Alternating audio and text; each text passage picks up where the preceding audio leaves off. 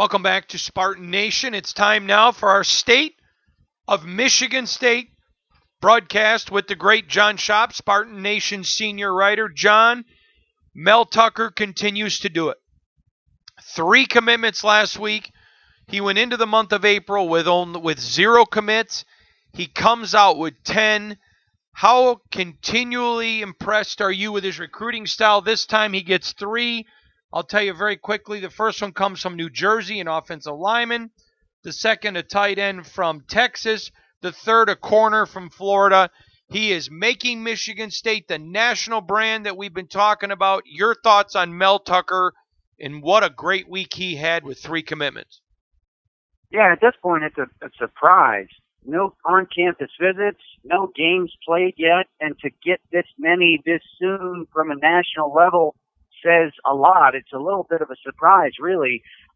You've got a large, probably map that they've made out over the last couple of years, so these are not apparently kids completely familiar to Mel Tucker and staff, but to go out and get some in the situation and circumstances that we're in is something I think people are taking notice of nationally. Again, if anything, we maybe underplayed it when talking about Mel Tucker coming to Michigan State, but this is a guy that is known around the country. It's a guy with incredible experience at the top level of the sport, whether it's major college football and, of course, plenty of time in the NFL. And I think right now he's turning a couple of heads because a lot of folks with more established programs or the coaches have been there longer, we're probably recruiting these same kids. It's not like these are kids that we're only going to get offers from, MAC schools or directionals in different parts of the country. So I imagine right now across the country there's some head scratching going on, and there's also some notice taking. We've talked about before, first class for coaches is usually bigger and usually higher rated, if you think those matter very much, than previous. And there's no sign that this is going to have anything but the same kind of track. It appears to me like there may be not working from the outside in, but when you see so many recruits from different parts of the country, you wonder if that's kind of the starting point. And as we get closer and as we get to season, hopefully, then you'll see kids coming from maybe more inside of a 5-hour radius from campus. That's just my guess, but it's pretty impressive so far to be completely objectively honest. It's a little more than I think anyone would have expected. John, let's get into the nitty-gritty. Last week they handed out 40 offers in 15 states.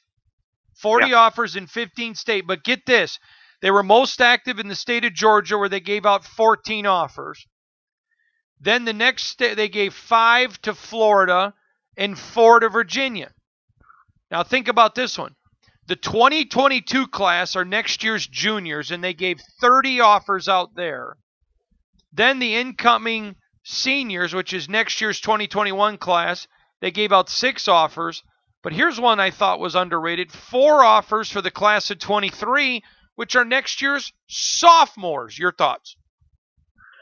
One big thought. Size matters, and we're seeing size of player be a difference already. The guys are coming with Big Ten size. That's one thing I noticed. Secondly, of course, I love the low country offer and the Georgia offer.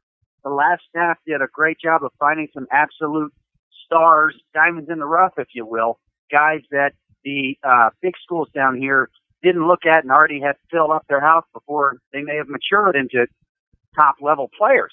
So this is a good sign. Mel Tucker is a known commodity in Georgia, across the state, and I expect that Michigan State recruiting pipeline through the Peach State of Georgia is only going to get stronger and stronger. I don't think there's going to be a dip.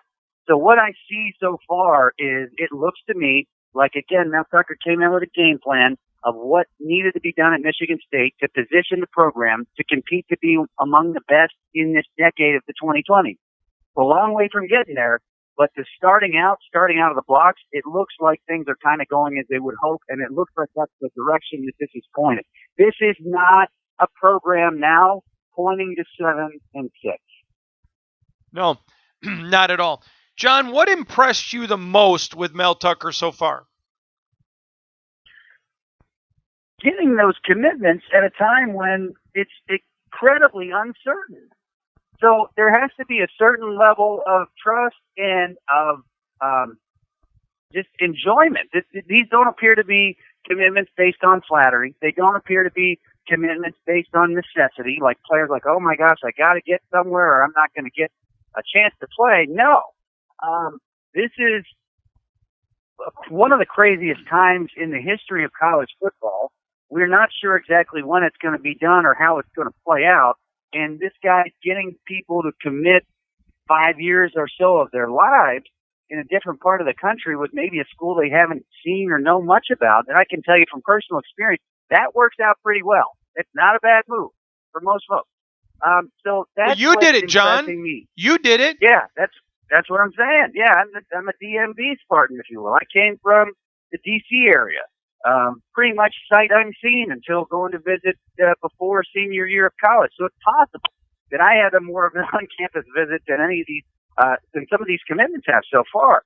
But what you see is a belief in whatever it is that they're selling. I think it's really built around Mel Tucker himself. Whatever it is they're selling is working, and people across the Big Ten and people across the country are taking notice, because I'm sure some of those kids were targeted by different schools that thought they could absolutely get them. I don't know what folks are doing at Iowa right now or what they're doing at Southern Cal or Arizona State or Texas, but it appears that Michigan State is more active with a plan, and that comes off as impressive if you're evaluating where a program is going from that start point that he picked it up in the middle of February. Yeah, it's stunning. John, I want to come back to a conversation we had recently about an athletic director who gave me a very bleak opinion about college sports if football is in any way in trouble. And by in trouble, you may remember he said if even one game is missed or people don't come back and buy their tickets. An athletic director who I'll share with you later, because you know I have a relationship with him, not Bill Beekman, heard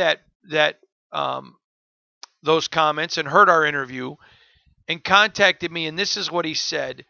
I don't think the other athletic director is being quite honest. In fact, I think he's panicking. Not saying I haven't heard that kind of talk before, but I think he's panicking. Here's my take. They've got to be able to play the 9 conference games. They've got to be able to play the 9 conference game. That assures the Big Ten money and the other money. If they do that, I don't think any Big Ten programs will be in trouble.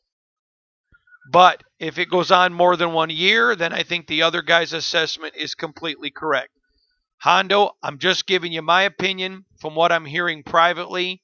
No chance we're not back for conference games. Just my opinion. And I'll be glad. And John, when I tell you on air that I'm going to tell you who my source is off the record, do I or don't I tell you? Yeah. Okay. So I'm going to tell you where that message came from, but your thoughts kind of on a different athletic director's thought. My thoughts are that the folks that are going to be most affected are the schools that go play major power schools and take big checks, because those games are obviously most likely to get canceled first, and those resources are going to be extraordinarily stressed. We can't tell too much about the financial situation of a lot of the different football programs. We know, for example, that Rutgers and Maryland in the Big Ten are in tough spots. They were in tough spots when they got here. We know also, for example, that there are maybe not even a dozen schools that have massive revenue production out of football. So in there is a giant mess. And the TV dollar is more important than the gate, but you can't take one of those out of the equation. And I would have to guess that it's very likely that one of those is going to be out of the equation for at least a portion of the season. This is also getting wild in that you're starting to see signs that some schools say, hey, we got to play, we're going to play no matter what. And other schools in their division and conference, the universities may say, no way. So I don't think we have unbelievable leadership at the top of college football. I do think it's better than college basketball, but they're going to have to get together on this and figure out something that will possibly work. And I do wonder if teams that are not those 40 or so that can legitimately say that we're going to compete for championships, I got a feeling that the other 60 or whatever it is are in some real trouble, and they're going to need to survive however long this storm is. Like you said, if it ends up to be 2 seasons, that's double the trouble.